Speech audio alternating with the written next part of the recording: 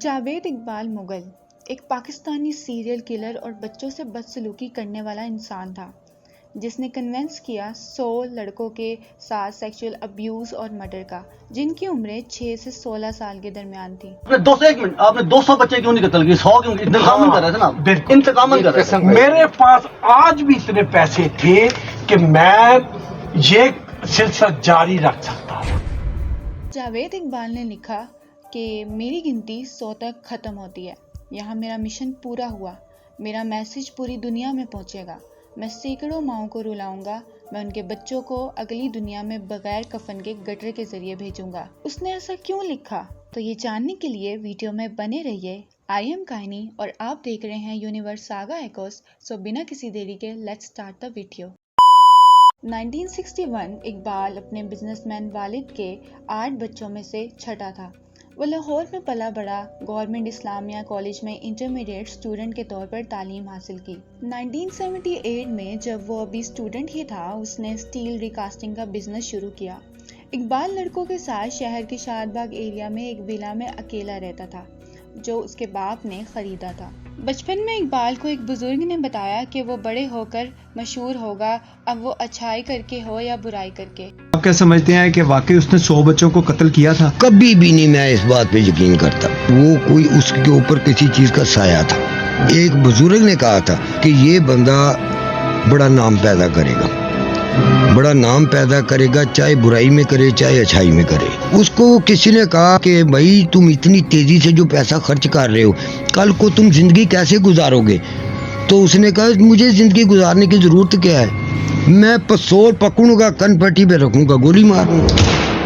1990 کو اقبال کو پہلی بار لڑکے کو سیکشولی ہراس کے کیس میں چارج کیا تھا۔ 1992 یا اس سے پہلے کی بات ہے جب نسیم کی سفارش نے اقبال جاوید کی ملاقات سینئر جرنلسٹ شوکت ڈار سے کروائی۔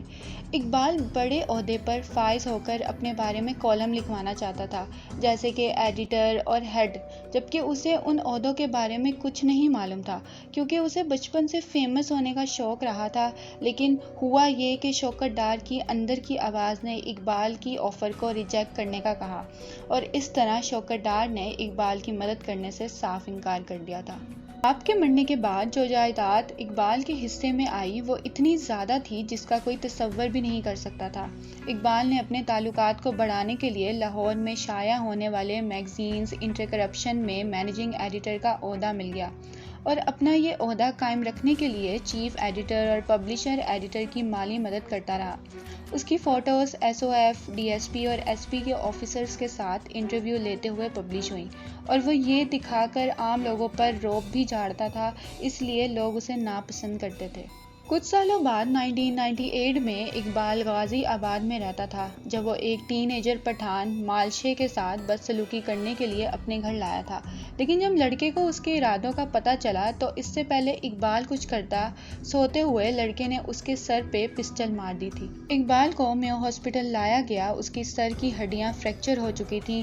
ایک دن وہ ایک مالشے کو لے کے آیا، مساجر کو، اس نے اس مساجر کے ساتھ بھی زیادتی کی کوشش کی۔ جب یہ سو گیا اس کے بعد بچوں نے سوچا کہ یہ ہمارے ساتھ اس نے بہت زیادتی کی، ہمیں لایا تھا کہ مالش کے لیے اور کام یہ کر لیا، پر وہ سو گیا تو انہوں نے اس کی وہاں گن پڑی ہوئی تھی، وہ انہوں نے پکڑ کر پورے زور سے اس کے سر پر مارا۔ اس کا کل اور یہ جبڑا، اس کا جبڑا پورا اڑ گیا، اب وہ چلا گیا۔ یہ ہاسپٹل میں کئی ماہ زیر علاج۔ اس نے لڑکے کے خلاف دفعہ 324 کے تحت مقدمہ درج کرایا۔ اسی دوران لڑکے کے باپ نے بھی پولیس سے رابطہ کیا اور ایس او ایف کو حقیقت سے آگاہ کیا۔ پولیس نے اقبال جاوید کو مجرم ٹھہرایا اور اسی کے خلاف کارروائی کی۔ اس کارروائی نے اقبال کو انتقامی بنا دیا اور اس انتقام کے جوش نے اسے نفسیاتی مریض بنا دیا۔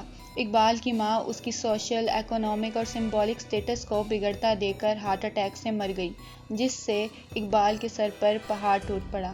اس لیے اس نے اپنی مرحوم ماں کی طرح 100 ماؤں کو بھی اپنے بیٹوں کے لیے تکلیف اور رلانے کا فیصلہ کیا جیسے اس کی ماں اس کے لیے مجبور ہوئی تھی۔ اس نے ٹھان لی کہ اب وہ کسی ایسے لڑکے کو نہیں چھوڑے گا جو کام کی تلاش میں دوسرے شہروں سے لاہور آتے ہیں، اور یہ بھی کہ وہ 1 سال کے اندر 100 بچوں کو مارے گا۔ اقبال نے غازی آباد کا گھر سیل کر کے قلعہ لچھن سنگھ کے اس چھوٹے سے گھر میں آیا تو اس نے 3 لڑکوں سے دوستی کر لی، جن میں ساجد احمد اور ندیم مین تھے، جن کی عمر 13-14 سال تھی۔ وہ 12-13 سال کی عمر کے لڑکوں کو داتا دربار یا ٹکسالی گیٹ سے بہلا پھسلا کر لے آتا اور ان کی خوب خاطرداری کرتا، پھر اپنی ہوس کی پیاس بجھانے کے بعد ان کے کپڑے اور جوتے اتار کر ان کا گلا دبانے کے بعد انہیں تیزاب اور کیمیکل کے ڈبے میں پھینک دیتا تھا، اور چند منٹوں میں وہ تڑپ تڑپ کر مر جاتے تھے۔ وکٹمز کے بچے ہوئے آرگنز پارٹ کو اور ہڈیوں کو توڑ کر نالی کے ذریعے گٹر میں بہا دیتا تھا۔ وکٹمز کو موت کے گھاٹ چڑھانے سے پہلے بچوں کی تصاویر اتار لیتا تھا اور کاپی میں ان کے نام کے ساتھ ان کے کپڑوں اور جوتوں سمیت ان کی پکس کے نیچے لکھ دیتا تھا۔ 1 سال بعد دسمبر 1999 میں اقبال نے پولیس کو اور لاہور کے ایک نیوز پیپر کے چیف نیوز ایڈیٹر خاور نعیم ہاشمی کو ایک لیٹر بھیجا، جس میں اس نے 100 بیچارے لڑکوں کا ریپ اور مرڈر کنوینس کیا، جن کی عمریں 6 سے 16 سال کے درمیان تھیں۔ اس نے خط میں لکھا کہ جو وکٹم تھے وہ زیادہ تر بھاگے ہوئے یا لاہور کی سڑکوں پہ رہنے والے یتیم تھے۔ سیکچولی اسالٹنگ کا نشانہ بنانے کے بعد ان کا گلا گھونٹ کر ان کے ٹکڑے کر دیے تھے، اور پھر ان کے جسموں کو ہائیڈروکلورک ایسڈ کا یوز کرتے ہوئے ٹھکانہ لگایا تھا، جسے بعد میں اس نے ایک عام سے دریا میں پھینک دیا تھا۔ کسی کو اس کی بات پر یقین نہ ہوا، انہیں لگا کہ یہ کوئی پاگل ہے۔ وہ سچ کی تلاش میں پولیس سینئر جرنلسٹ شوکت ڈار کے ساتھ لیٹر میں دیے گئے ایڈریس پر گئی۔ مکان ٹوٹا پھوٹا تھا اور اپنے آپ میں خوفناک معلوم ہوتا تھا۔ کوئی نہیں جانتا تھا کہ اس مکان کے اندر کیا ہو سکتا ہے۔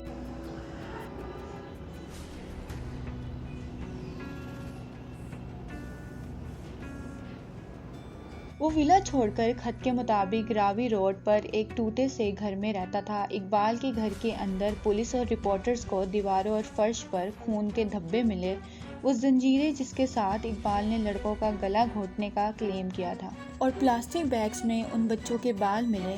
وکٹم کی تصویریں تھیں جن کو ہاتھ سے لکھے ہوئے پمفلٹ پر نام اور عمر کے ساتھ ان کی اشیاء کو صاف ستھرا لیبل لگایا گیا تھا۔ ڈیزولو ہیومن کے ساتھ ایسڈ کے 2 واسٹ، 100 جوڑی جوتے اور کپڑے بھی پولیس کو تلاش کرنے کے لیے چھوڑے گئے۔ ایک نوٹ جس میں دعویٰ کیا گیا تھا کہ گھر میں موجود لاشوں کو جان بوجھ کر ٹھکانے نہیں لگایا گیا تھا تاکہ اتھارٹیز انہیں ڈھونڈ سکیں۔ تیسرے اس نے لکھا ہوا تھا کہ سٹور میں جائیں گے تو آپ کو ڈرم نظر آئیں گے، اور ایک ڈرم جو ہے اس کے اندر میں نے باڈی پارٹس چھوڑے ہوئے، تو میں نے ایک بلب تھا اس کو جلایا، تو میں نے جو ہی ڈرم ایسے اٹھایا تو میرے ہاتھ جل گئے اور بہت بیڈ اسمیل آئی۔ جو جاوید اقبال کے گھر سے بچوں کے باڈی پارٹس ملے تھے اور وہ البم ملی تھیں جن میں جاوید اقبال نے انہیں مارنے کے بعد پکچرز کھینچ کے ان میں لگائی تھیں اور ان کے نام لیبل کیے تھے، انہیں پولیس اسٹیشن لایا گیا اور ماں باپ کی پہچان کے لیے انہیں رکھا گیا۔ جب ماں باپ کو پتہ چلا کہ ان کے بچوں کے ساتھ یہ سب ہوا ہے تو ان کا رو رو کے برا حال ہو چکا تھا۔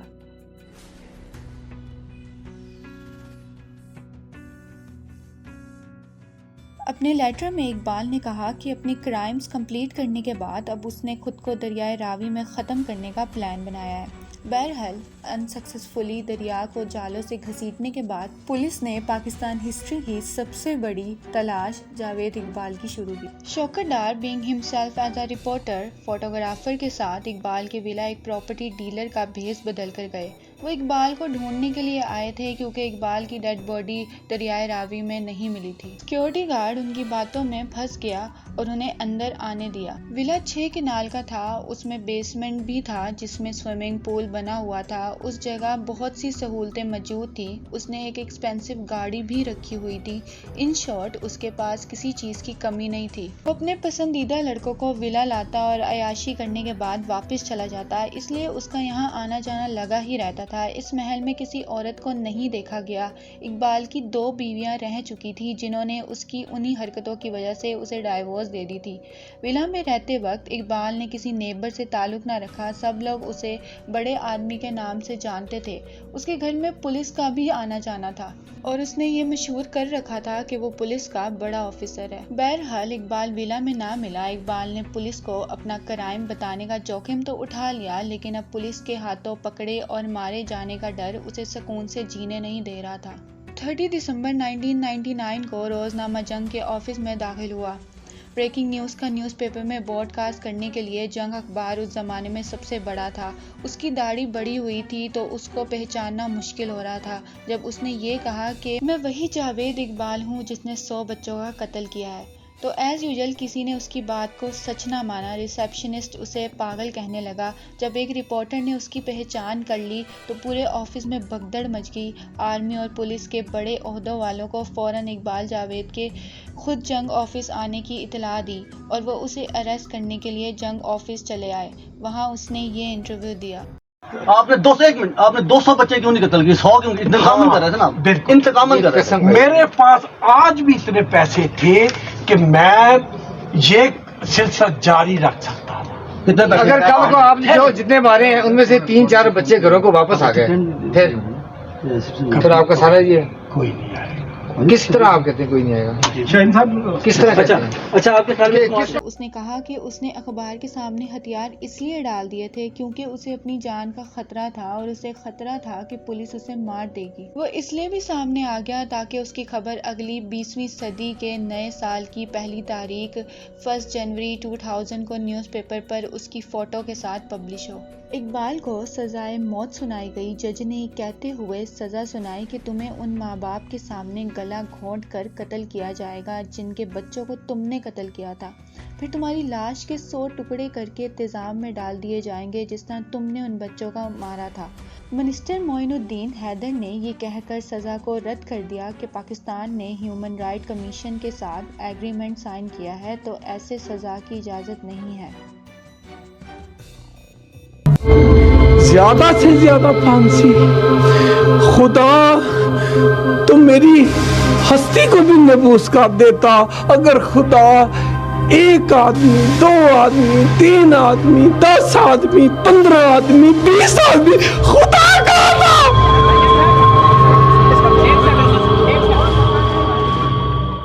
اقبال کے ساتھ ملے ہوئے تینوں ساتھی کو اریسٹ کر لیا اور ان لوگوں کو بھی جن کی بات چیت اقبال کے ساتھ تھی، جیسے کہ اس کا بھائی اور نسیم جو شوکت ڈار کے پاس اس کو لے کے آیا تھا، اور اگر شوکت ڈار اس دن اس کی آفر کو قبول کر لیتا تو وہ بھی اقبال کے ساتھ اریسٹ کر لیا جاتا۔ اقبال نے اپیل کی کہ اسے کورٹ میں ایک بار پھر سے لایا جائے۔ وہ اور راز فاش کرنا چاہتا تھا جو اس کے دل میں دفن تھے۔ وہ ان انسپیکٹر کے نام بتانا چاہتا تھا جو اس کے ساتھ اس کے کرائم میں ملوث تھے، لیکن کورٹ نے اس کی یہ اپیل رد کر دی۔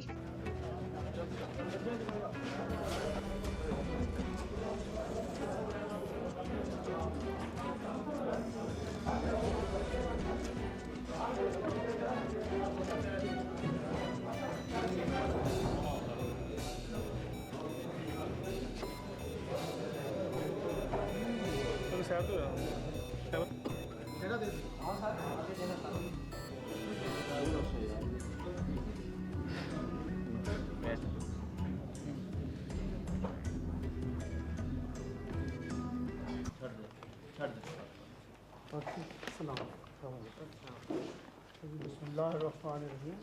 جاوید اقبال آپ پر آپ کی اقبالی بیان اس لیے اس نے جو تسلیم کیا ہے کہ 98 مرڈرز کیے ہیں۔ پی ٹی سی میں آتے ہیں، ندیم نے 13 قتل کا اعتراف کیا ہے، ہر ایک میں اس کو 14 سال سزا دی جاتی ہے جو ٹوٹل 162 سال بنتی ہے۔